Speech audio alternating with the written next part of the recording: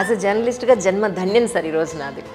ఎందుకో మీతో ఒక మంచి కాన్వర్జేషన్ చేయాలని ఏళ్ల తరబడి ఎదురు చూస్తున్న జర్నలిస్టులో నేను కూడా ఒకదాన్ని. So nice of you. నిజంగా చాలా చాలా సంతోషం. God bless you. Thank you sir. Kannayya Kittayya cinema అప్పుడు మా రావులపాలెం పక్కనే ఉన్న ఊరికి మీరు వచ్చారు. విధవేశ్వరం. ఇప్పుడు మిమ్మల్ని ఫస్ట్ టైం చూశాను. ఆ తర్వాత హైదరాబాద్లో జర్నలిస్ట్ అయిన తర్వాత ఎన్నిసార్లు అనుకున్నానో ఇంత గొప్ప ఆర్టిస్ట్ని నేను ఇంటర్వ్యూ చేయలేకపోయానని. అదే ఉంది, అవకాశాన్ని బట్టి అన్నీ. మీరు బేసిక్గా ఇంటర్వ్యూలు చాలా తక్కువ ఇస్తారు కదా సార్, ఎందుకంటారు? మరీ ఎక్కువ ఇంటర్వ్యూలు లేదు, లీవ్ అవసరమైతే తప్ప. అంతేనా? అంతే, అవసరాన్ని బట్టి అవకాశాన్ని బట్టి. కానీ ఈరోజు ఎస్పెషల్లీ మన ఇంటర్వ్యూ జనార్దన్ గారు చెప్పినట్టు ఎన్టీ రామారావు గారి సినీ వజ్రోత్సవం సందర్భంగా you are most eligible person to say anything about NT Rama Rao గారు అనేది ఆయన ముఖ్య ఉద్దేశం సార్. కానీ మీరు వారి గొడ్డజావిట్లో పుట్టడం ఏమిటి అనేది ఒక పెద్ద క్వశ్చన్, నాకు అర్థం కాలేదు అసలు. దాని గురించి అన్న ఒకసారి చెప్తారా సార్? నా ప్రాణానికి ప్రాణమైన తెలుగు ప్రేక్షక దేవుళ్ళందరికీ నమస్కరిస్తూ, విశ్వవిఖ్యాత నట సార్వభౌమ, నటరత్న, పద్మశ్రీ డాక్టర్ ఎన్టీ రామారావు గారు, ఆ పేరు వింటేనే నాకు ఒళ్ళు గగురు పొడుస్తుంది.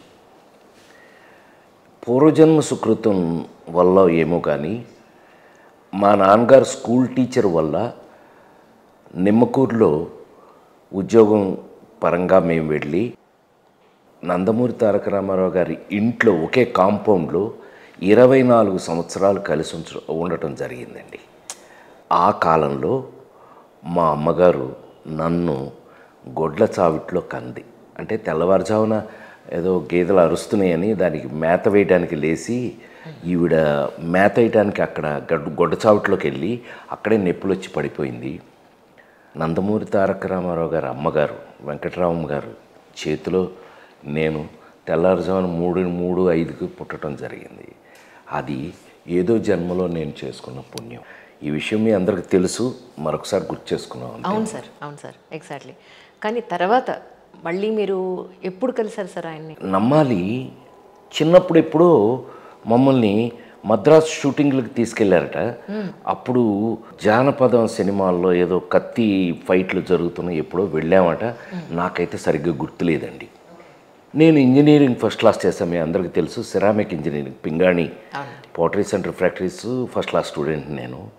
అది అయిన తర్వాత ఉద్యోగానికి వెళ్ళానండి, సీరియస్గా ఉద్యోగానికి వెళ్ళా. జబల్పూర్ మా సీనియర్లు అక్కడ వర్క్ చేస్తున్నారని వెళితే మీరు నమ్మాలి, నేను ఇంజనీరింగ్ ఫస్ట్, మా నాన్న స్కూల్ టీచర్ కదండి, కొట్టి చదివించి 19 ఏళ్ళకే ఇంజనీరింగ్ అయిపోయింది.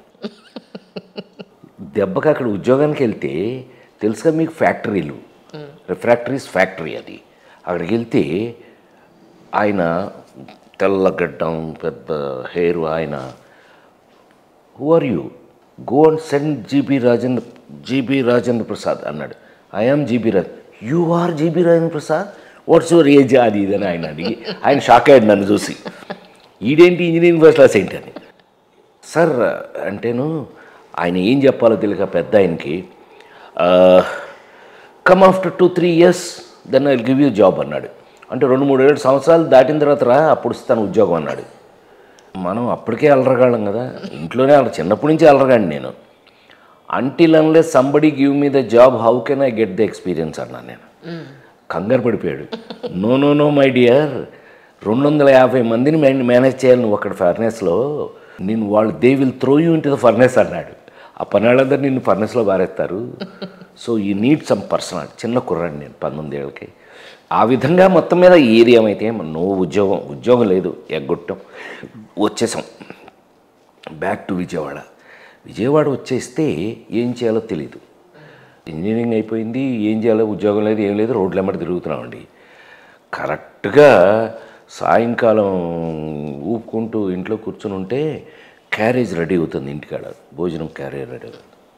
ఇది ఎవరికి క్యారేజ్ పట్టుకెళ్తున్నారు. రిక్షా వచ్చింది బయట, మా నాన్నగారు రెడీ అవుతున్నారు, పంచి గించ కట్టుకుని. ఆయన ఆ కాలం మనుషులు రెడీ అవుతున్నారు.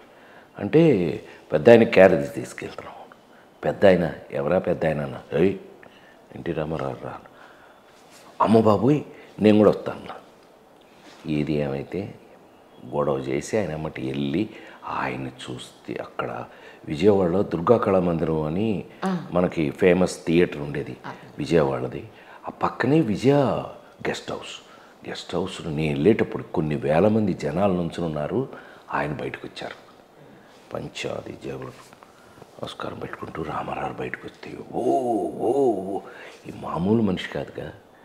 చెప్తా ఆయన గురించి నెక్స్ట్. తప్పకుండా సార్.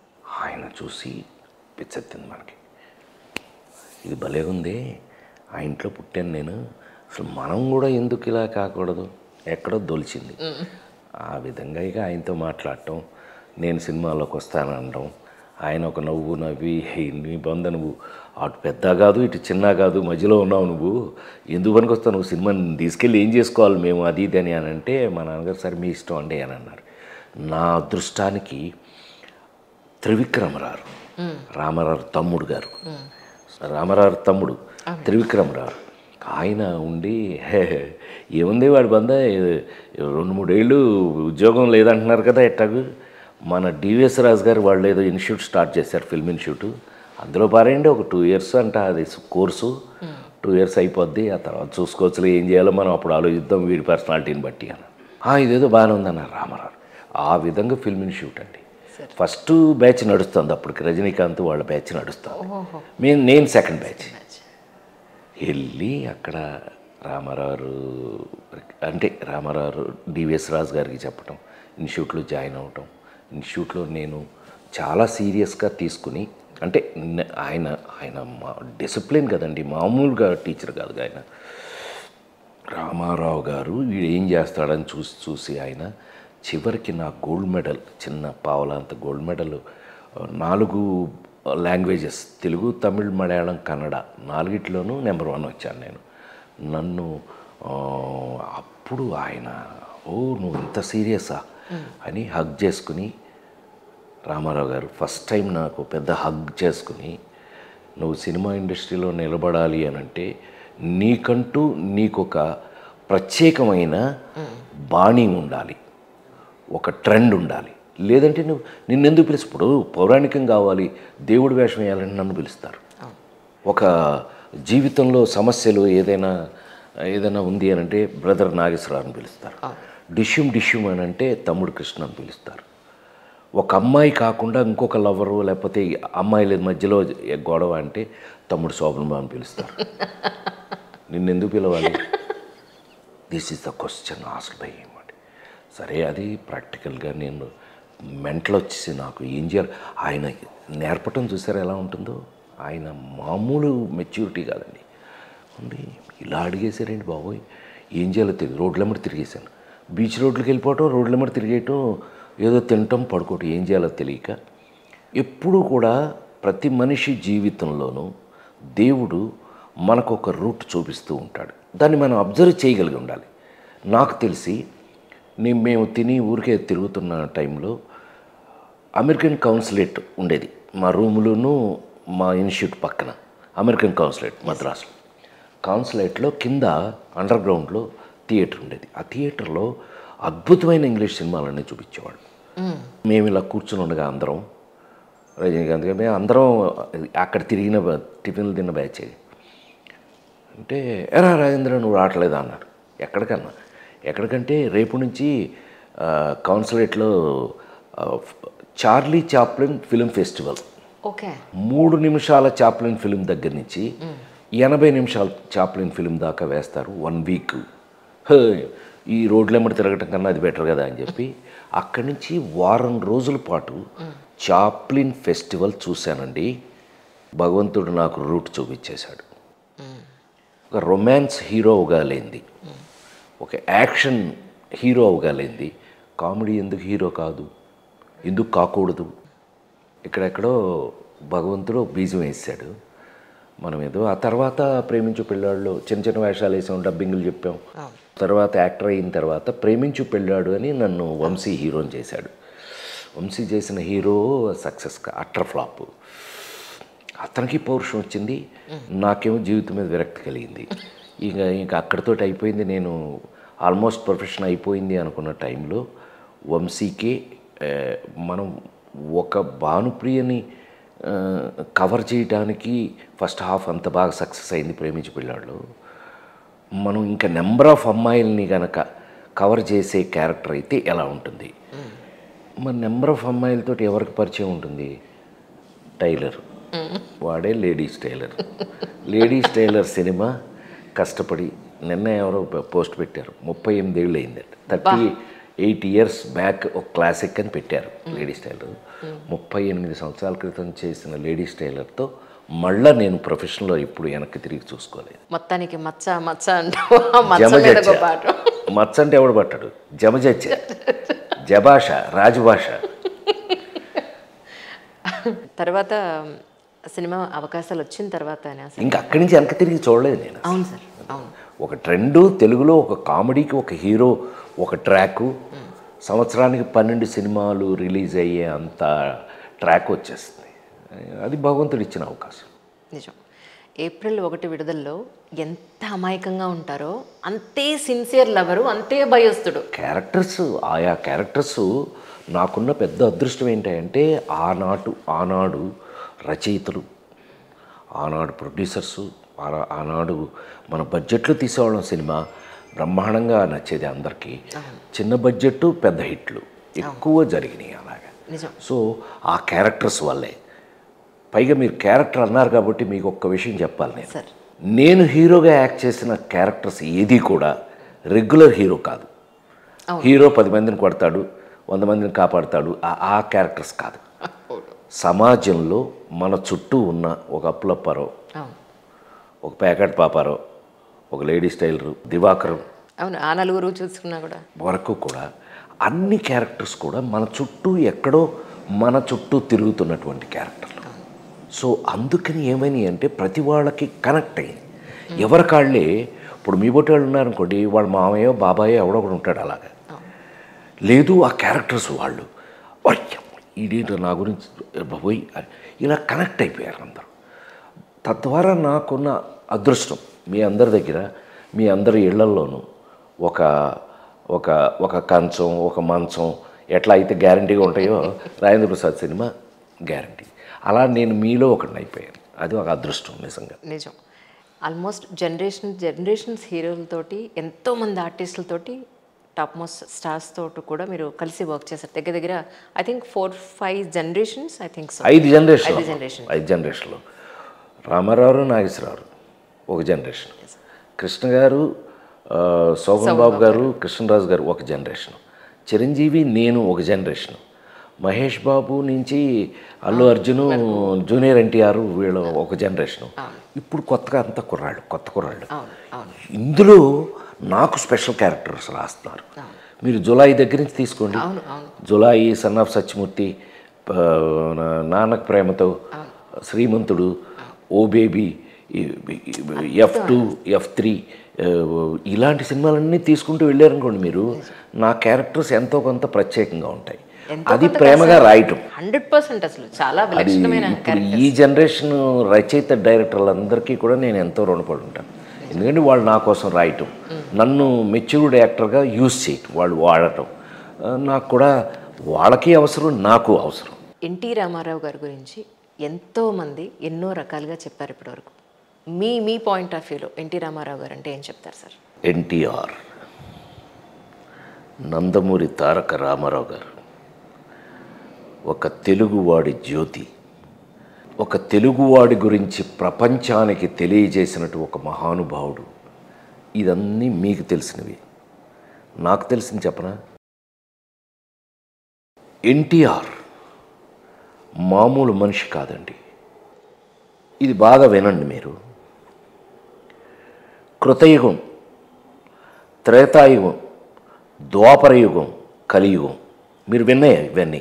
ఈ యుగాలన్నీ వస్తున్నాం మనం దాటి, ఇప్పుడు కలియుగంలో ఉన్నాం మనం. త్రేతాయుగం గురించి మర్చిపోండి మీరు. త్రేతాయుగంలో ఇళ్ళకి డోర్లు కూడా ఉండేవి కాదు, అసలు దొంగతనం అనేది ఉండేది కాదు, ఏమీ లేని ఆ రోజులు. అవి మనం కేవలం కథలు విన్నాము, అలాంటిది మనం చూసే అవకాశం లేదు, వదిలేద్దాం.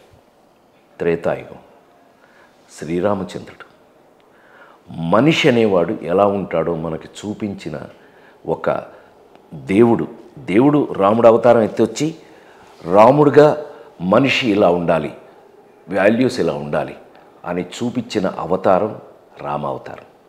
ఆ తర్వాత ద్వాపర యుగం, మహాభారతం, శ్రీకృష్ణుడు. ఇంకా మహాభారతంలో మీకు అన్ని క్యారెక్టర్స్ తెలుసు, తెలియపోయినా మీ పిల్లలైతే కనుక మీరు తెలుసుకుంటారు. భారతంలో దేవుడే దిగొచ్చి కృష్ణుడుగా ఆయన ఏంటని చూపించాడు. కలియుగంలో దేవుళ్ళందరూ గుడి లోపల, మరి దేవుడు ఎక్కడ? నా దృష్టిలో మనిషి యొక్క వాల్యూస్ని, దేవుడంటే ఎలా ఉంటాడో చూపించి ఆ దేవుడుగా ఉన్న వ్యక్తే ఎన్టీ రామారావు గారు అని నా ఉద్దేశం అండి. అద్భుతం. ఆయన ఈ యుగంలో మన కోసం ఆ పాత్రలన్నింటినీ చూపించి, ఆ పాత్రలు చూపించడమే కాకుండా అది అయిన తర్వాత మళ్ళా రాజకీయ జీవితంలోకి వచ్చి ఆయన పాపులారిటీ ఎంతది అని అంటే కనుక 9 నెలల్లో ఆయన అలా నడుచుకుంటూ వచ్చేసి ఇలా సీఎం అయిపోయాడు. That is the power of NTR. ఆయన పవర్ అలాంటిది, ఆయనలో ఉన్న దైవత్వం అలాంటిది. 9 నెలల్లో ఒక అధికారాన్ని చేతపట్టి కామన్ మ్యానే నా దేవుడు, బీదవాడు నా దేవుడు, ఈ సమాజమే దేవాలయం అని నమ్మించి మనందరి చేత నమ్మించి ఒక మామూలు వ్యక్తికి కూడా ఇల్లు అనేది ఉండాలి అని కట్టించి, ఒక మామూలు వ్యక్తికి కూడా భోజనం అనేది తప్పకుండా ఉండాలి అని వీటినన్నిటినీ ఇవాళ సంక్షేమ పథకాలని మాట్లాడుకుంటున్నా ఎవడైనా సరే వీటన్నిటినీ మొదలుపెట్టి అసలు ప్రేమతో వాటిని ఇంట్రడ్యూస్ చేసిన వ్యక్తి నందమూరి తారక రామారావు. కోర్స్ నేను రాజకీయాల్లో లేను కాబట్టి నేను ఇంతకుముందు ఇవన్నీ మాట్లాడలేదేమో నాకు తెలియదు, కానీ వీటన్నిటికీ ఆద్యులు శ్రీ నందమూరి తారక రామారావు గారు. ఆయన సినిమాలు చూసిన మనుషుల గురించి కాదండి, కామన్ మ్యాన్ మీద ఆయనకున్న ప్రేమ అలాంటిది. ఆయన మన కోసం, మనమంతా అదృష్టవంతులు. ఇవాళ ఏం చేసినా ఎవరు చేసినా, నేను రాజకీయం మాట్లాడదలుచుకోవాలి, కానీ ఎవరు చేసినా ఏం చేసినా ఆయన ఇన్స్పిరేషన్ లేకుండా మాత్రం ఉండదు. అవును సార్, 100%. అది ఎన్టీ రామారావు గారు అంటే నా దృష్టిలో. ఏమండి, నేను ఒక విషయం చెప్పేస్తే మీరు షాక్ అవ్వద్దు చివరికి. మనందరి జీవితాల్లోనూ, ప్రతి మనిషి జీవితంలోనూ తల్లి, తండ్రి, గురువు, దైవం నలుగురు ఉంటారు కదండి. నా జీవితంలో నన్ను కన్న నా తల్లిదండ్రుల్ని అక్కడ ఎదురుగా పెట్టి నమస్కారం పెట్టి, గురువు, దైవం రెండూ ఎన్టీ రామారావు. నాకు ఆ రెండు నాకు ఆయనే. నాకు జీవితంలో ఫిల్మ్ ఇన్స్టిట్యూట్ జాయిన్ అయిన దగ్గర నుంచి నాకు ఎన్ని నేర్పారు, ఎంత ఆయన ఎమ్మట తిరిగి నేర్చుకున్నాను నేను. ఆయన క్యారెక్టర్ ఏంటి, ఆయన డిసిప్లిన్ ఏంటి, ఒక మనిషిగా ఆయన కమిట్మెంట్ ఏంటి, మాటిస్తే గౌరవం ఏంటి, ఎదుటి మనిషితో మాట్లాడేటప్పుడు ఈ బ్యాలెన్స్ ఏంటి, ఎన్ని విషయాలు ఆయన్ని చూసి నేర్చుకున్నానండి. ఊరికే సరదాగా చెప్తా, ఆయనతో నా పొజిషన్ ఎక్కడో తెలుసండి. ఇప్పుడంటే 130 రకాల కార్లు వచ్చినాయండి, అప్పుడు ఒక అంబాసిడరే. హీరోగా ఆయనకి ఓన్లీ ఒక అంబాసిడర్ పంపించేవారు. నేను పొద్దునే నా టైం తెలుసు కదండి, ఆయన దగ్గర నేను కలుసుకోవాలంటే నా టైం తెల్లారుజామున 3 అండి. సో 3 o'clockకి ఆఫీస్ ఇలా కొట్టాను అంటే ఎస్ ప్రసాద్ కమిన్ అనేవారు. లోపలికి వెళ్ళి కాళ్ళ దానం పెట్టి నుంచునేవాడిని. కారు వచ్చేది, ఆయన రెడీ అయ్యి ఇచ్చేవారు లోపల నుంచి. ఇంట్లోనే మేకప్ అండి, తెలుసు కదండి, రామారావు ఇంట్లోకాడే మేకప్ చేసుకునేవారు. ఆయన డ్రెస్ చేసుకునేవారు బయటకు వచ్చి. ఆయన కోసం అంబాసిడర్లో ఆయన నేర్పించింది హీరో. ఫ్రంట్లో టవల్ వేస్తారు ఆయనకి, ఇటు డ్రైవర్ ఉంటాడు, అటు ఉంటుంది కదా కూర్చునేది, దాని మీద టవల్ వేసి ఉంటుందండి. నా ప్లేస్ ఎక్కడ మరి, వెనకాల మరి మేకప్ కాస్ట్యూము 5గురున్నా 6గురున్నా వెనకాలేనండి. అంబాసిడర్లో వెనకాల ఎక్కించేవాళ్ళు, అందరికీ దాన్ని డోర్ వేసుకునేవాళ్ళు. నా పొజిషన్ నేను నుంచుని ఉండేవాడిని అక్కడ, చేయి కట్టుకుని నుంచుని ఉంటే ఆయన అలా ఎక్కబోయి అనేవారు. ఎక్కడ నా పొజిషన్, డ్రైవర్ పక్కన, డ్రైవర్కి ఆయనకి మధ్యలోనే. అమ్మ బాబోయ్, ఆ కాస్త ప్లేస్లో సరిపోయింది మీకు ప్లేసు. సరిపోవటం ఏంటమ్మా, నేను ఆ మాత్రం ఆయన అసలు అని నేను కూర్చున్నాక ఎక్కి కూర్చుని ఆయన దాన్ని డోరేసేవారు. నేను డ్రైవరు. సో నేను ఇలా ఉండడమే నా నా ఎంత జన్మధన్యం కదా నా జన్మ. అట్లా అండి చాలాసార్లు ఆయన ఎమ్మటి షూటింగ్కి వెళ్ళాను. ఆయన షూటింగ్ తీసుకెళ్ళేవారు. తీసుకెళ్తే ఆయన పక్కనే గాద్రేజ్ ఇనప కుర్చీ నేను తీసుకుని వేసుకుని కూర్చునేవాడిని. ఎన్ని విషయాలు, ఎన్ని డౌట్స్, ఒక నటుడుగా చేస్తున్నప్పుడు ఏమేమి డౌట్స్ మనకు వస్తాయి. ఆయన నన్ను మామూలు మనిషి కాదండి. ఏమి మేమంతా ఏం నేర్చుకున్నాం, ఏం ఇన్స్టిట్యూట్లు ఉన్నాయి, మాకు ఏం నేర్పుతారు మీకు ఇన్స్టిట్యూట్లో అంటే అడిగేవారు. నేను ఎక్స్ప్లెయిన్ చేసిన విధానానికి ఆయన ఎంత గొప్పగా ఇంప్రెస్ అయ్యారు. ఒక చిన్న విషయం మాత్రం చెప్పేస్తాను. ఫస్ట్ మీరు ఫెయిల్యూర్ కృష్ణుడు అండి, తర్వాత మాయాబజార్లో సక్సెస్ఫుల్ కృష్ణుడు అండి, ఈ మార్పు ఎందుకు వచ్చింది అన్న ఒకరోజు అని అంటే, మరి వారు మన ఆహార్యం మార్చారు ఒకటి అన్న, నా బిహేవియర్ మార్చారు 2 అన్న. ఇలా చెప్పుకుంటూ వెళ్తే మీ ఆహారం మార్చింది మాధవపెద్ది గోఖలే. మాధవపెద్ది సత్యం అని సింగర్ ఉండేవారు కదండి, ఆయన తమ్ముడు, ఆయన ఆర్ట్ డైరెక్టర్ మాధవపెద్ది గోఖలే. అంతకుముందు ఇట్లా ఉన్న కిరీటాన్ని గోపురం వేసి పైన నెమిలిపించాలు పెట్టి ఆ స్టెన్సిల్స్ చూపించారు నాకు ఆయన రామారావు. స్టెన్సిల్ పేపర్ చూపించారు, లోపల నుంచి అలా ఓపెన్ చేసి చూపించారు, దాని మీద వేసిన ఆ కిరీటం. మరి అదే ఇన్స్టిట్యూట్ కదండి అన్నా నేను. మరి మిమ్మల్ని అదొక ఇన్స్టిట్యూట్ కదండి. మిమ్మల్ని మరి మీరు ఎంటర్ అవుతుంటే అందరూ మీ కాళ్ళ మీద పడితే మీరు ఇలా ఉన్నవాళ్ళ అలా అయిపోయారు కదా, మీకు దేవుడైన ఫీలింగ్ వచ్చింది కదా అన్న. ఎస్ మా బిహేవియరే మారిపోయింది. మేము అంటూ మొదలుపెట్టారు ఆయన. నేను అంటారు ఆయన. తర్వాత ఎవరిని కూడా నువ్వు అని పిలవరండి ఆయన, ప్లోరల్ మీరు అని పిలుస్తారు ఆయన. మరి అదొక ఇన్స్టిట్యూట్ కదండి అన్నాను నేను. ఆయనకి ఎంత నచ్చింది అని అంటే కుర్చీ ముందేసుకో అని పక్కన వేసుకుని కూర్చోబెట్టి ఇలా కొన్ని కబుర్లు అడిగేవారు, కొన్ని చెప్పేవారు. ఎన్నెన్ని విషయాలు వారి దగ్గర నేను నేర్చుకున్నాను, ఎన్ని విషయాలు వారితో నాకు ఎంత గొప్ప అనుబంధం కాదండి, దేవుడు నాకు దేవుడండి ఆయన. చెప్పాను ఇందాక మీకు గురువు దైవం 2 ఆయనే.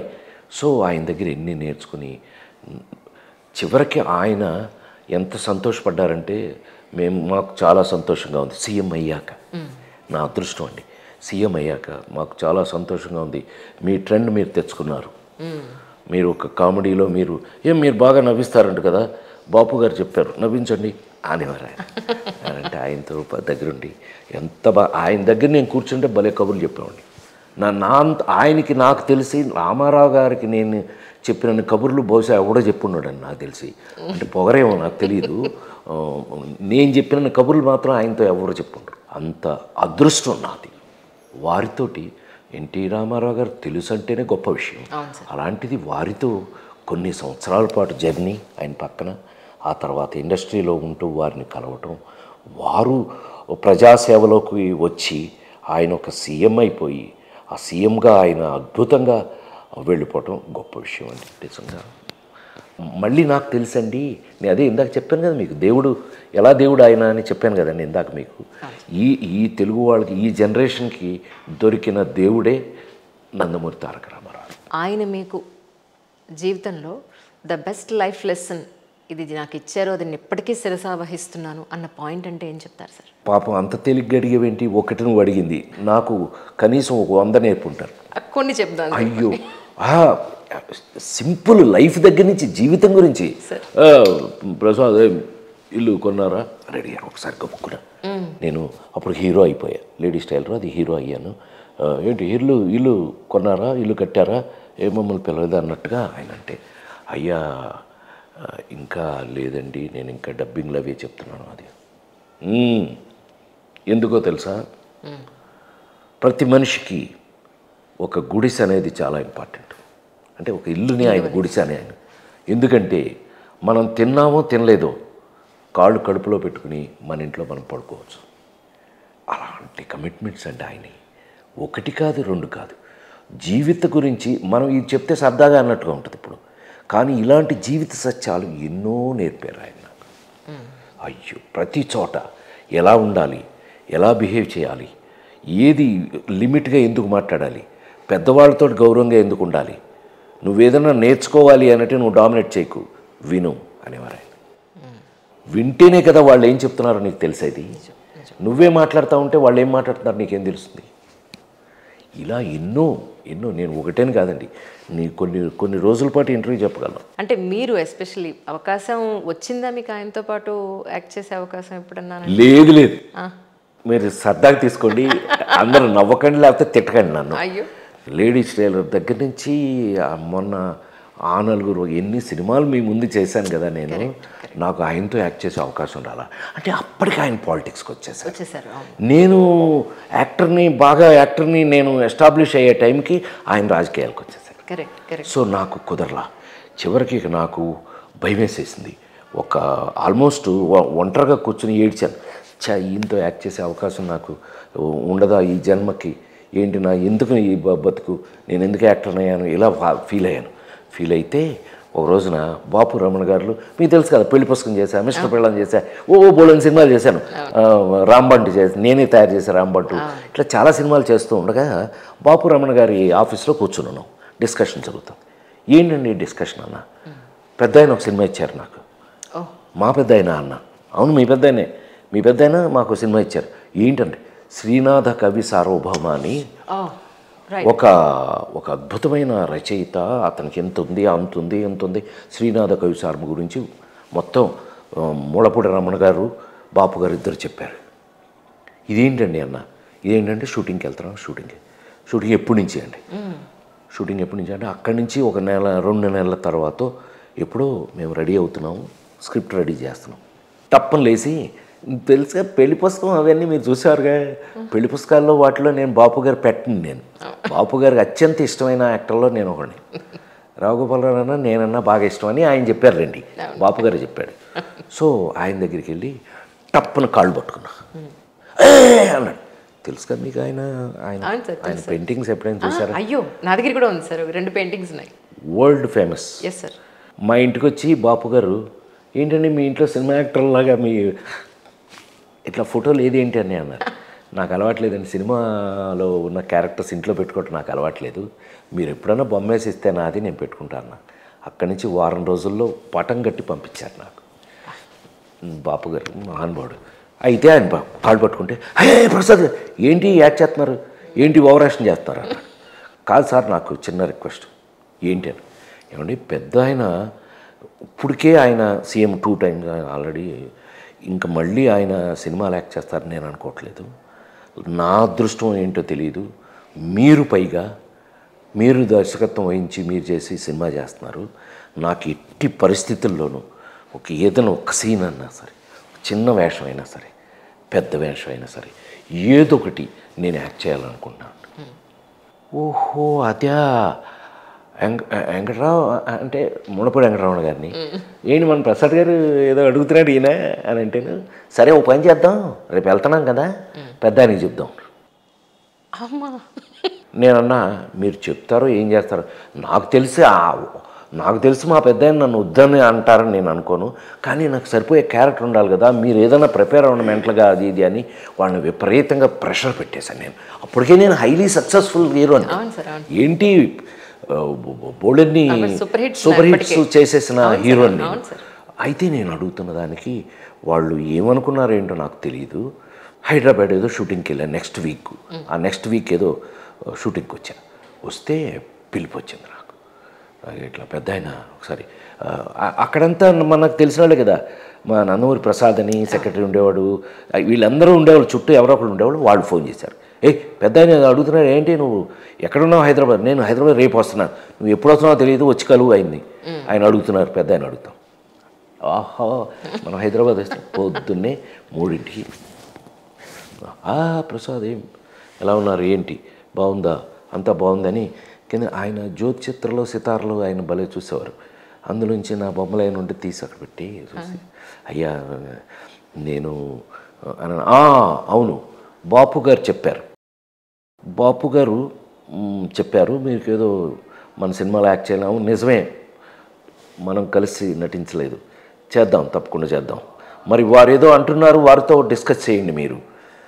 లక్కీగా బాపు గారు వాళ్ళు వచ్చారు, లోపలికి పిలిచి, ఏంటి మరి మనవాడు ఏదో నాతో యాక్ట్ చేస్తారని అంటున్నారు వారిని అని అంటేను, సరిహద్దు రాజు అది ఉందండి, అందులో ఏమవుతుందంటే గమ్మత్తుగా అంతర్నాటకం ఒకటి వస్తుందండి. అందులో అంతర్కథ వస్తుంది. ఆ రాజు రాసింది నల దమయంతి. ఓహో, నల దమయంతి సాంగ్ ఒకటి పెట్టారు, అది కూడా వస్తుంది. ఈ రెండు మీరే వేయాలట. చాలా సంతోషం, మనకి లోపల ఆనందంతో ఉప్పొంగిపోతున్నాను నేను. ఒకటి అనుకుంటే 2 క్యారెక్టర్లు వచ్చి బాగుంది అనుకుని అంటే ఆయన నాతో జోక్ చూడండి. బయలుదేరదామా? రైట్, బయలుదేరతారా? చాలా సంతోషం, నమస్కారం. చూడు ప్రసాద్, మీరు పని చేయండి, దమయంతిని ఎవరో ఒకళ్ళు మీరే తెచ్చుకోండి. అయ్యో, ఇది బాగుంది ఇదేదో అనుకుని అదృష్టవశాత్తు నేను 34 మంది హీరోయిన్లు ఇంట్రడ్యూస్ చేశాను తెలుసుగా. అందులో మిస్టర్ పెళ్ళాం సినిమాలో ఆమెని ఇంట్రడ్యూస్ చేస్తే లక్కీగా అమ్మాయి కొంచెం టచ్లో ఉన్నారు. అప్పుడే మిస్టర్ పెళ్ళాం అయ్యింది కాబట్టి చేయించి, మా వాళ్ళతో చేయించి ఫోన్ చేయించి ఆ అమ్మాయిని అడిగిస్తే, అయ్యో మీరు చెప్పటం ఏంటి, పెద్ద ఆయన సినిమా ఏంటి, అసలు నాకేం అవసరం, మీరు ఎక్కడ రమ్మంటే అక్కడికి వచ్చి మీరు ఏం చేయమంటే అది చేద్దామని చాలా గౌరవం ఇచ్చి ఆమెని చాలా చాలా రెస్పెక్ట్ఫుల్గా వచ్చి ఆ అమ్మాయి కూడా చేసింది. ఆ విధంగా పెద్ద ఆయనతో ఒక్కటి మాత్రం చెప్తే, ఇది మనసులో పెట్టుకోండి, ఎవరికి చెప్పకండి. ఫస్ట్ షాటు నేను రాజుది, ఆయన పెద్ద ఆయనేమో ఆయన ఈ ఫేవరెట్. ఆ రచయిత శ్రీనాథుడు అనేవాడు ఈ రాజుకి ఫేవరెట్. సో అదేదో ఇష్టంగా పెడితే నేను యాక్ట్ చేస్తాను, మనం ఏం చేస్తున్నామో తెలియదు. పెద్ద ఆయన, బాపు గారు మీ పర్మిషన్తో ఒక చిన్న ప్రసాద్కి ఒకటి చెప్పొచ్చా, ప్రసాద్ గారికి ఒకటి చెప్పొచ్చా? అయ్యా భలేవారండి, మాకంటే మీకే శిష్యుడు ఎక్కువ, అతను మీ శిష్యుడే, మీరు చెప్పండి అని అంటే వచ్చి పెద్ద ఆయన వెనక వీపు మీద లాక్ కొట్టారు. అయ్యో, ఇలా నుంచున్నాం. మీరేమిటి, మీరు రాజేంద్ర ప్రసాద్, మేము ఎన్టీ రామారావు కాదు, మీరు ఒక రాజు, ఈ దేశానికి కింగ్, మేము రచయితలు, మీరేంటి ఇలా ఉన్నారేంటి? No, you have to be like king. అలా నేర్పించారు. విషయం ఏంటంటే అప్పటికే మన కాళ్ళు వణుకుతున్నాయి కింద. ఆయన ముందు డైలాగ్ చెప్పడమే మనకు పడిపోతాను. అలాంటిది ఈ అన్ని కరెక్ట్ చేసి ఆయన చేసి అప్పుడు డైలాగ్ చెప్తే వెరీ గుడ్, బ్రహ్మాండం, బాగుంది, అలా చెప్పండి. ఆయన నేర్పడం అదృష్టం కదా, నిజంగా గొప్ప విషయం అండి. ఆయన దగ్గర ఆ విధంగా శ్రీనాథ కవి సార్వభౌమ యాక్ట్ చేశా చివరికి. నిజంగానే ఆ తర్వాత ఆయన సినిమాలు చేయలే, ఆ తర్వాత పెద్దగా సినిమాలు చేయలే. నా అదృష్టం ఆయనతో చివరికి చేయలేదు అనిపించుకోకుండా చివరికి ఆయనతో యాక్ట్ చేశా. ఆ భగవంతుడు నాకు ఇచ్చినటువంటి అదృష్టం. వారు నాకు దయదలిచి నన్ను ఒప్పుకోవడం నిజంగా అది వారి గొప్ప విషయం. కానీ ఆ సినిమా ఒక్కటే సినిమా సార్, తర్వాత మేజర్ చంద్రకాంత్ ఒకటే చేశారు అంతే. దానికి ఆల్మోస్ట్ ముందే. అంతేనండి, షూటింగ్ ఇదే చివరిది ఆల్మోస్ట్. ఓకే, కరెక్టే, అది కూడా కరెక్టే, నిజం. మేమంతా ఆయనతో ఉన్నవాళ్ళం కదా. అవును సార్. కానీ మీరు సక్సెస్ని చూశారు, రామారావు గారు మీ సక్సెస్ని, మీ ఉన్నతిని చూశారు. కానీ మీరు ఒక కష్టంలో ఉన్నప్పుడు ఆయన అంత క్లోజ్ అయిన ఆయన దగ్గరికి కూడా మీరు ఎందుకు వెళ్ళలేకపోయారు, ఎందుకు అడగలేకపోయారు ఆ రోజున? మొత్తం లాగేసి అలా ఉంది బయటికి. నేను ఇంతవరకు ఎక్కడా మాట్లాడలేదు, కానీ ఫస్ట్ టైం పాపం తనతో ఉన్న విషయాన్ని నేను ఎప్పుడు పెద్దగా దీన్ని బయట ఎక్కువ రాజకీయాలకు ఎక్కువ వాడలేదు. కానీ ఈ రోజున మనసు విప్పి అందులో ఉన్న కష్టాన్ని నేను మీకు చెప్పదలుచుకున్నా. నేను పెద్ద ఆయన మీద ఎందుకు అలగాల్సి వచ్చింది, ఆయన మీద అలిగాను. నేను అలిగి చివరికి చచ్చిపోయినప్పుడు ఎక్కువ ఏడ్చింది నేనే. మీరు చూసే ఉంటారు, బాడీ మీద ఎక్కువ, పిల్లల కంటే ఎక్కువ ఏడ్చింది నేనే. ఎందుకు అనేది వాళ్ళు చెప్తున్నాను ఫస్ట్ టైం అండి. ఎన్టీ రామారావు గారు నా దృష్టిలో, నా మనసులో ఒక దేవుడు. మీకు ఆల్రెడీ చెప్పాను ఇందాక. ఆయన్ని మనం దేవుడిలాగా చూసేటప్పుడు కొన్ని మనకి నచ్చకపోవచ్చు, కొన్ని మనకు నచ్చవు. ఆయనకి ఒక స్టేజ్లో నుండి, మీ అందరికి తెలుసు ఆ విషయం, ఒక దరిద్రం పట్టింది. నేను ఆ పేరు అది చెప్పదలుచుకోవాలి. ఆయన మరి ఎందుకని, ఆయన క్యారెక్టర్ అది కాదు, నాకు తెలుసు ఆయన క్యారెక్టర్ అది కాదు. కానీ ఆయన చివరికి పెళ్లి దాకా వెళ్ళారు. ఆయన చేసుకోవటం ఏదో జరిగింది. మేమందరం, పిల్లలు అందరం షాక్ అయ్యాం, డెఫినెట్గా షాక్ అయ్యాం. షాక్ కాకుండా ఎవరు ఉంటారండి? ఆ స్థితిలో అవసరం లేదు అని సారీ డైరెక్ట్గా చెప్పేస్తున్నాను. ఆ దరిద్రం ఒక స్వార్థంతో, ఆవిడ ఒక ప్లాన్తో వచ్చి ఆయన్ని కవర్ చేసింది అనేది పచ్చి నిజం, మాకు తెలుసు నిజం. నేను అందులో శ్రీనాథ కవి సార్వభౌమ అప్పటికి లోపల ఉన్నాం మేము. Yes sir. ఆయన దగ్గర ఉన్నాం లోపలికి, కానీ ఆయన మమ్మల్ని అవాయిడ్ చేస్తూ కొంచెం ఆయన అంటే avoid in the sense importance వేరే ఎక్కడో ఇస్తున్నారు అనేది మనకి ఎక్కడో మనసులకి పడిన విషయం. అది దరిద్రం, డెఫినెట్గా దరిద్రం. ఆయనకు అవసరం లేదండి, అవసరం లేదు ఆయనకి. దాన్ని కాంట్రాస్ట్ చేశాను నేను. మా ఇద్దరి మధ్య ఏం జరిగింది అనేది, మా ఇద్దరు కన్వర్సేషన్ ఏం మాట్లాడుకున్నాం మేము అనేది మీకు చెప్పకూడదు. నేను కాంట్రాస్ట్ చేసేటప్పటికి అది మా అభిప్రాయం అని ఆయన అభిప్రాయాన్ని ఆయన చెప్పారు. నాకు కొంచెం బయటకు వచ్చిన తర్వాత కొంచెం అది ఎంతవరకు వెళ్ళింది అనేది మీ అందరికీ తెలుసు. దాని ఎఫెక్ట్ ఎంతవరకు ఆ దరిద్రం వల్ల ఆయన జీవితంలో ఆఖరికి మాకు దూరం అయిపోయారు, చనిపోయారు. ఇంకా అక్కడితోటి చివరికి మీరు పాత పేపర్లు కానీ లేదా అప్పట్లో ఉన్న న్యూస్ కానీ మీరు తీసుకొని చదవండి, ఆ న్యూస్ చూడండి. మీరు ఆవిడ ఓవర్ యాక్షన్ ఎంత వెళ్ళిపోయింది అని అంటే కనుక, ఏమండి ఆ రోజున సమస్యల్లో ఉండి అందరూ కలిసి బయటపడింది నారా చంద్రబాబు నాయుడు గారి నాయకత్వంలో. వీళ్ళందరూ బయటకు వచ్చి మొత్తం మీద ఈయనేదో అడ్డం పెట్టుకుని మొత్తం మీద తెలుగుదేశం అనే పార్టీ, నాకు రాజకీయం తక్కువ అని చెప్పాను కదా, బయటపడ్డారు, సేవ్ అయ్యారు. ఏదో రకంగా సేవ్ అయితే అది అంటే ఆవిడ మర్యాద లేకుండానే మాట్లాడుతున్నాను కాదు, నాకు అంతే. ఆవిడ మీద మర్యాద లేదు, నాకు ఉండాల్సిన అవసరం లేదు. నాకు ఆవిడ ప్లాన్ చేసుకుని వచ్చి పెద్ద ఆయన జీవితంలో దూరి మా పెద్ద ఆయన మాకు లేకుండా చేసింది అనేది నా అభిప్రాయం. అలాంటిది ఆవిడ ఎలక్షన్కి దెబ్బకి ఆ ఎలక్షన్లో నేను తిరిగి, మీ అందరూ పాత పేపర్లు కావాలంటే చూడండి, ఆవిడికి మీద ఒంటి కాలు మీద లేచి ఆవిడని తొక్కేసిన మెయిన్ ఫ్యాక్టర్స్లో రాజేంద్ర ప్రసాద్ కూడా. ఇది పచ్చి నిజం. మేమందరం కలిసి తొక్కేయాల్సి వచ్చింది. ఎందుకు అనంటే కష్టపడి పెద్ద ఆయన్ని పోగొట్టుకుని మేము చివరికి చంద్రబాబు నాయుడు గారు అనే ఒక పడవ దొరికి మాకు ఆ పడవలో అక్కడి నుంచే చంద్రబాబు గారికి నాకు అటాచ్మెంట్ ఎక్కువ. ఆయన నన్ను అక్కడి నుంచి బాగా చూశారు. నేను ఎట్లా అయితే ఈవిడ మీద ఒంటికాల మీద లేసాను, మనం అందరికీ ప్రజలందరికీ అర్థమయ్యేటట్టు చెప్పాను. నేను ఇమిటేట్ చేసేవాడిని ఎక్కడికి వెళ్ళినా. కొంచెం మనకి యాక్టర్ కదా, మనకు టాలెంట్ ఉండేది కదా. సో సీన్లు యాక్ట్ చేసి రకరకాలుగా ప్రజలందరికీ చెప్పి ఏదో నాకు చేతనైనంత. నేను రాజకీయంలో అప్పుడు బహుశా ఎక్కువ తిరిగాను. నేను రాజకీయంలో కొంచెం తిరిగాను, కొంచెం ఆరోగ్యం పాడయ్యేంత తిరిగాము. ఆ తర్వాతే చంద్రబాబు గారు సీఎం అయిపోయారు. ఇక అక్కడి నుంచి ట్రెండ్ మారిపోయింది. Take over. ఒక్కటే చెప్తాను, ఆ రోజు చెప్పిన వాటిలో హైలైట్ ఏంటంటే, ఆవిడ తరఫున చాలామంది వెన్నుపోటు అనేవారు చంద్రబాబు నాయుడు గారిని. అది వెన్నుపోటు కాదు, తిరుగుబాటు అన్న ఏకైక వ్యక్తి రాజేంద్ర ప్రసాద్. రాజకీయం గురించి అది నా ఎక్స్పీరియన్స్ అండి.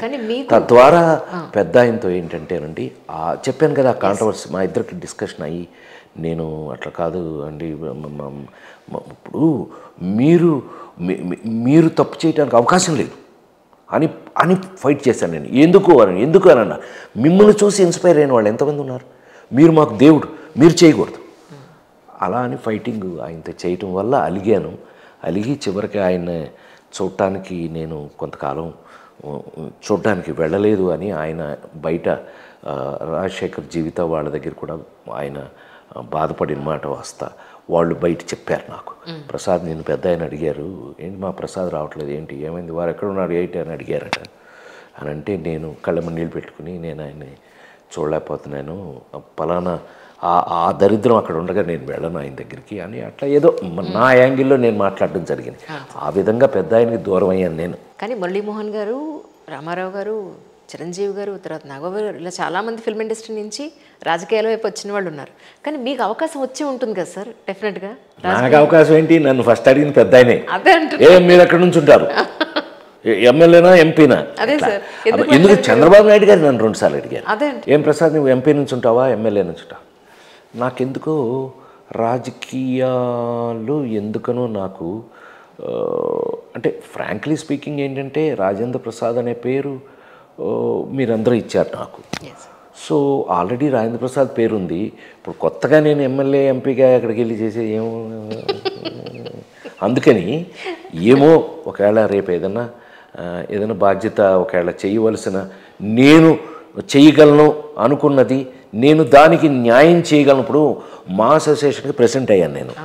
మన స్పెషల్, నా period special, something special. So అట్లా మనం కమిట్ అయ్యి చేస్తే అలాగే చేస్తాం. ఎందుకంటే మా నాన్నగారు రామారావు ఇద్దరు నన్ను తయారు చేసిన వాళ్ళు.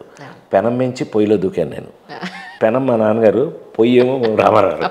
పెనం మించి పొయ్యిలో దూకి రెడీ అయిన వాళ్ళం మనం. సో ఎక్కడైనా జెన్యూన్గా ఉండి జెన్యూన్గా పనిచేస్తాం కాబట్టి ఆ పైన దేవుడు ఏది మందేది. నేను ఎప్పుడూ ఒకటి నమ్ముతానమ్మాయి, నీకు చెప్పాలి, నాకంటే నాకు వచ్చిన అవకాశం గొప్పది. ఆ నలుగురు సినిమా అప్పుడు చెప్పేవాడిని ఎక్కువ ఇది. ఎందుకనంటే మనకు అవకాశాలు ఇచ్చేది దేవుడు. ఆ వచ్చిన అవకాశాన్ని మనం సద్వినియోగపరచుకుంటున్నామా, సరిగ్గా దాన్ని యూజ్ చేసుకుంటున్నామా లేదా అనేది అది మన మీద ఆధారపడింది. నా నమ్మకం అది. నిజం. లేకపోతే అంటే మీరు భగవంతుడిని నమ్ముతారా సార్? నేను నమ్మేదే భగవంతుడిని. ఇప్పుడు ఇవాళ ఇక్కడికి వచ్చానంటే కూడా స్వామి పంపితే వచ్చాను. నీకు ఒక కాంట్రవర్సీ తెలుసో లేదో, తిరుమల కొండ మీద కాటేజీ కట్టిన ఏకైక నటుడిని నేను. రాజేంద్ర ప్రసాదము. తిరుమల కొండ మీద కాటేజీ కట్టిన ఏకైక నటుడు నేను. ఆ పేరు పెట్టింది సి నారాయణ రెడ్డి గారు, గురుగారు. మేము ఆయన గురుగారు అని పిలిచేవాళ్ళం. సి నారాయణ రెడ్డి గారు. ఆయన పిచ్చ ఇష్టం నేనంటే. ఏ రాజన్ అని పిలిచేవారు. ఆయన ఏంటే ప్రసాద్ అనకుండా ఏ రాజన్ అని పిలిచేవారు. జగదేవిని కథలో రాజనాల్ గారిని వాళ్ళని పిలుస్తారు. ఎంతోమంది మహామహులు మీ కళ్ళతో చూశారు, గొప్ప ఎత్తుకి ఎగిసిపడ్డు కెరటం. ఆ తర్వాత మళ్ళీ వాళ్ళు కాలగమనంలో మనకి ఆ మనిషే కనిపించకుండా పోవడం ఎంతోమందిని చూశారు, మరి ఇంట బయట అన్ని చోట్ల. కానీ నిజానికి సార్ ఆ శ్మశాన వైరాగ్యం మనిషికి అంటడం అవసరం అంటారా? అది ఒకటమే. నువ్వు ఇట్లా కామన్గా అడిగే క్వశ్చన్ కాదు ఇది. Yes sir. ఇది ఇప్పుడు భగవంతుడు ఇన్ని వేల కోట్ల మంది జన్మలిస్తూ ఒకళ్ళి హ్యాండ్ ప్రింట్ ఒకలా ఉండదు. ఎంత ఆశ్చర్యమైన విషయం అది. ఒకళ్ళ హ్యాండ్ ప్రింట్ లాగా ఇంకొక హ్యాండ్ ప్రింట్ ఉండదు అసలు ప్రపంచంలో ఎక్కడ నువ్వు చూడలేవు. అలా వేల కోట్ల జీవితాల్లో ఒక్కొక్కడిది ఒక్కొక్క రకమైన కథ. సో వాళ్ళ కథలను బట్టి వాళ్ళ ఫినిషింగ్. ఇప్పుడు నేనున్నాను అనుకో, నేను ఇప్పుడు నా గురించి ఇప్పుడు మనకి ఇలా జరిగింది, మనం ఏం చేయాలి, ఇలా ఆలోచించే రకమే. అంతేగాని కామన్గా చెప్పటం నాకు అలవాటు తక్కువ కొంచెం. అంటే అందరినీ కామనైజ్ చేసేయటం నాకు అలవాటు. Exactly sir. ఎవరి పరిస్థితులు వాళ్ళవి కదా. కానీ మీరు మీ ఆరోగ్యం కోసం ఏం చేస్తారు? నేను ప్రతి వాళ్ళు కూడా అడగాలనుకున్నా అడిగేసావు. ప్రతి వాళ్ళు నన్ను అడిగే ప్రశ్న ఇదే సార్.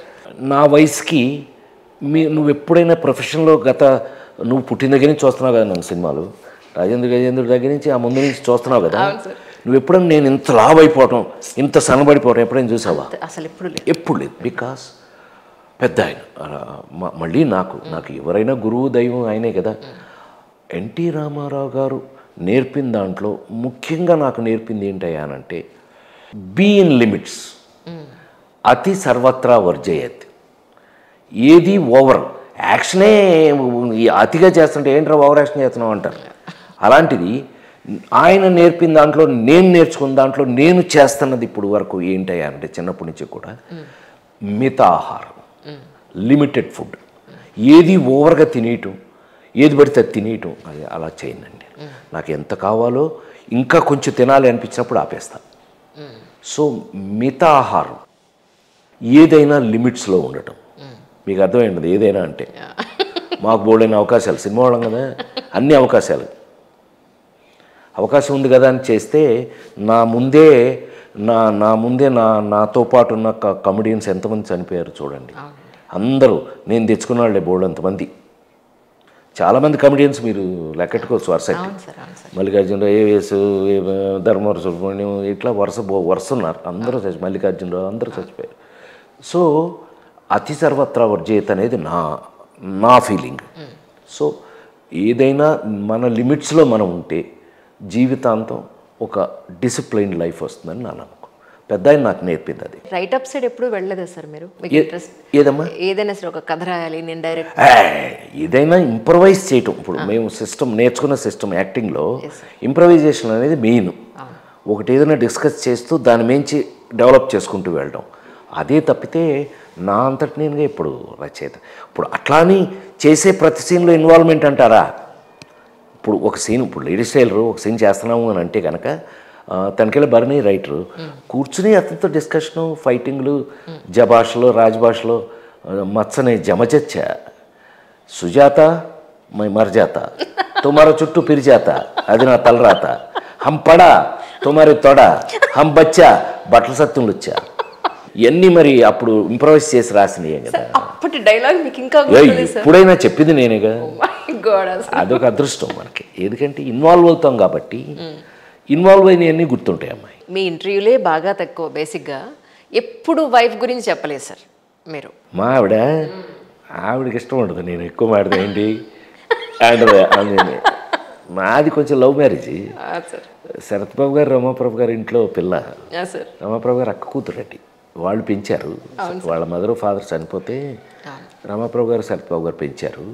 సో ఆ ఇంటికి మేమందరం ఏంటంటే ఒక నాటకాలకి ఫిల్మ్ ఇన్స్టిట్యూట్లో లాస్ట్లో మేమందరం కలుసుకోవటం, శరత్ బాబు గారు మేమందరం నాటకాలు వేయటం. వాళ్ళ ఇంట్లో నేను కొంచెం నెంబర్ ఆఫ్ టైమ్స్ నాకు ఎక్కువ భోజనం పెట్టింది ఆ పిల్లాయి. సో చూసిన వెంటనే లవ్ చేస్తాం, చేసిన వెంటనే 21వ రోజు పెళ్లి చేశారండి. పెద్ద ఇంత బాగా కథ ఏమీ లేదండి, పెద్ద స్టోరీ ఏమీ లేదు. లవ్ చేసాం, పెళ్లి చేసుకున్నాం అంతే. రమాప్రభు గారు మీద ఒక వీడియో పంపించారు సార్, అమ్మాయి ఇగో మా వాడు నేను కలిసి భోజనం చేస్తున్నాం అని చెప్పి మీరు వడ్డిస్తూ ఉన్నారు అందులో లుంగి కట్టుకొని. ఆవిడ బర్త్డేకి ఒకసారి ఆ మధ్య ఇప్పుడు 75 ఏళ్ళు అయినాయి, ఇప్పుడు ఆల్రెడీ 80 వచ్చినాయి ఆవిడకి. ఆవిడ సెటిల్ అయిపోయింది మదనపల్లిలో. వాళ్ళ ఊరు మదనపల్లి కదండి. మదనపల్లిలో ఊరు బయట ఒక మంచి ఇల్లు కట్టుకుని అక్కడ సెటిల్ అయిపోయింది ఆవిడ. సరే ఆవిడ 75 వచ్చినాయి కదా అని ఆ బర్త్డేని చేద్దామని అందరం అక్కడ చేరాం, మొత్తం ఫ్యామిలీ మెంబర్స్. చాలా అద్భుతంగా చేసాం. చక్కగా కింద కూర్చుని హాయిగా. అసలు నా ఒరిజినల్ క్యారెక్టర్ అదే. మంచి నిమ్మకూరండి, మా ఊరు రండి మీరు చూపిస్తాను. మా గుడివాడ బెజవాడ పచ్చి కింద. ఇప్పటికి ఆదివారం అయితే మొత్తం మా ఆవిడ బిర్యానీ ఏదైనా స్పెషల్గా ఏదైనా చేసింది అని అంటే ఇంట్లో సెంటర్లో కింద పెట్టుకుని చుట్టూ కూర్చుని కింద కూర్చొని తింటాం. దాంట్లో ఉన్న ఆనందం మీకు బోలెడన్ని ఆరోగ్యాలు ఉన్నాయి అందులో. మనకు ఆరోగ్యపరంగా కింద కూర్చొని తినటం ఎంత మంచిది, అట్లా బాస్ పెట్టేసి కూర్చుని తింటే ఇవన్నీ పెద్దవాళ్ళు మనకు నేర్పినవి, మనం మిస్ అవుతున్నాం అంతే తప్పితే. ఈ రోజుకి మీరు రిలాక్స్ అవ్వాలి అంటే పాత సినిమాల్లో ఏ సినిమా పెట్టుకుని చూస్తారు? మీ అందరూ చూసేయే మాయాబజార్లు అన్ని ఇట్లాంటి సినిమాలే. జూలైలో ఏం కామెడీ సార్, అమ్మ బాబోయ్, serious comedy. Trivikram excellent comedy sir. ఆ క్యారెక్టర్స్ మీరు మర్చిపోలేరు అస్సలు సార్. మీకు అలాంటివి ఇప్పుడు F2లో చూడు, పక్కింటాడు ఆడికి ఎందుకు వీడి గురించి చూడండి అయ్యా, నేర్చుకోండి అంటే పెళ్ళాం గురించి ఇది చెప్తే వెంకీ వచ్చి చివరికి పెట్టాడు. ఇదిగో నేను కూడా మీకు స్పెషల్ గిఫ్ట్ తీసుకొచ్చి ఏంటండి మీ రెండో పెళ్ళాం రెండో కొడుకు. షాక్ చచ్చే దొరికిపోయా. ఇట్లా మన మీద ఎక్స్పెరిమెంట్లు భలే చేస్తారులే. అంటే నిజ జీవితంలో మనందరికీ కనిపించేవి. నిజం సార్, మన అదృష్టం అవి. జనరల్గా ఈ రోజుల్లో వైఫ్ అండ్ హస్బెండ్ రిలేషను చాలా డెలికేట్ అయిపోయింది. వాళ్ళు ఒక 5 ఏళ్ళు 10 ఏళ్ళు కలిసి ఉండడమే మహద్భాగ్యంగా అయిపోయింది. అలాంటిది ఇన్నాళ్ల పాటు మీరు ఫిల్మ్ ఇండస్ట్రీలో ఉండి కూడా ఎన్నో నిజంగా ఒక మంచి నిజంగా ట్రెడిషనల్గా మన ఇంట్లో ఆడపిల్ల అనిపించావు ఇప్పుడు నువ్వు. నాకు నచ్చావు నువ్వు. మంచి ప్రశ్న అడిగావమ్మా. నిజంగానే కలియుగం మనం ఇప్పుడు దాకా మాట్లాడుకున్నాం. పెద్ద ఆయన దగ్గర నుంచి రామారావు గురించి అన్నీ మాట్లాడుకున్నాం. నిజంగా దౌర్భాగ్యం ఏంటంటేనండి అదే అయిపోయింది. ఎక్స్పెక్టేషన్స్ ఎక్కువైపోయినాయి మన అందరి జీవితంలో. ఎక్స్పెక్టేషన్ అంటే ఇప్పుడు భగవంతుడు ఇచ్చిన దాన్ని ఓహో భగవంతుడు నాకు ఇది ఇచ్చాడు అని సాటిస్ఫై అవ్వటం, నీకు నువ్వు సాటిస్ఫై అవ్వటం అనేది ఎప్పుడైతే మారిపోయిందో వేరే ఇప్పుడు ఒక అద్భుతమైన ఉప్మా చేసి ఇచ్చామమ్మా నాకు. చక్కగా తింటూ ఉంటే పెసరట్టు ఎలా ఉంటుంది, దోశ ఉంటే ఎలా ఉంటుంది, పూరి ఉంటే ఎలా ఉంటుంది, పెట్టింది తినరా గాడిదే ముందు. నాకెందుకో అతి ఎక్కువైపోయింది జీవితంలో అనిపించి అదే కలియుగమేమో ఒకవేళ నాశనానికి అదే కారణం. మీరు చూడండి, అందుకని ఇప్పుడు ఒకరిని నేనంటలా, ఒక మగవాడిని నేనంటలా, ఒక ఆడదాన్ని నేనంటలా, ఇద్దరూ జాగ్రత్తగా ఉండాలి. ఇద్దరు మరి ఐటీ కంపెనీలు అంటున్నారు, ఆవిడకి ఇతని కన్నా జీతం అతనికి ఆ అమ్మాయికి ఎక్కువ వస్తుంది అని.